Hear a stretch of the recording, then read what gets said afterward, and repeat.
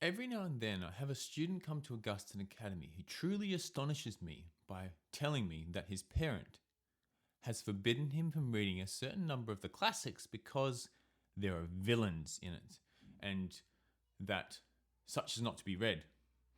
Presumably, the parent thinks that the best way to teach their child virtue is to have them read nothing but the lives of the saints, because reading about good people doing good things is surely the best way to be motivating somebody.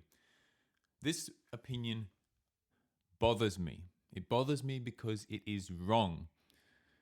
Yes, reading about good people can stir within us a desire for admiration.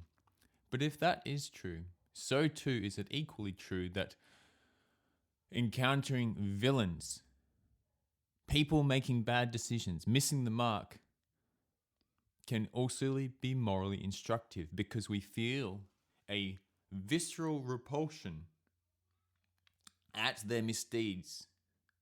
And we can know that that is missing the mark and something to not be emulated. That was certainly my experience. I was deeply familiar with the story of Pride and Prejudice growing up. And though Jane and Bingley both are good characters, optimistic, seeing the best in others, it was not them who provided the moral framework that I found most inspiring from the story. It was in fact the character of Mr. Wickham who most motivated me and helped catalyze an ethical framework, because I saw in Mr. Wickham's character something that he symbolically represented the hedonistic, narcissistic Machiavellian type. And even as a very young boy, I thought that is something truly awful, and what I want to be is something as far removed as possible from the Mr. Wickham type.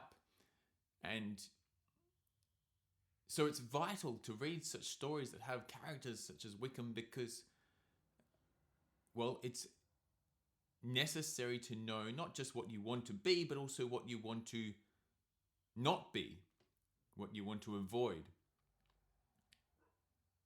It's morally instructive to read stories that have people that miss the mark.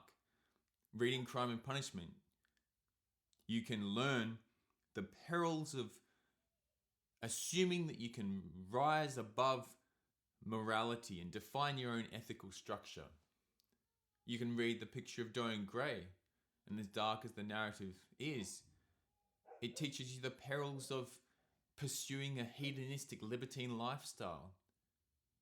And it's not perilous to read such a narrative because though Oscar Wilde is himself no saint, he imbues within the narrative a implicit lesson because the character suffers in virtue of his decisions. Dorian Gray is estranged from his friends and ends miserably his life because of his decisions. And so parents need to trust their children to read such stories, trusting that their child will have a moral intuition to see that the characters who make poor decisions and suffer in consequence provide an opportunity for the child to evaluate and critique the actions and apply the lessons that they can learn from that to their own life.